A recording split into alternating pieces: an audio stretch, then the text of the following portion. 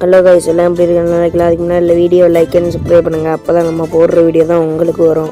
அப்படி நம்ம இன்றைக்கி எங்கே வந்து அப்படியே நம்ம ஃப்ரெண்டு வேறு காடி ஏற்றிக்கிட்டு வந்து கூப்பிட்டான். அப்படியே சேர்றா வாடா போகணும். அப்படியே நம்மளும் காலையிலே வண்டியை எடுத்துகிட்டு பேட்டைக்கு தான் முடிஞ்சு.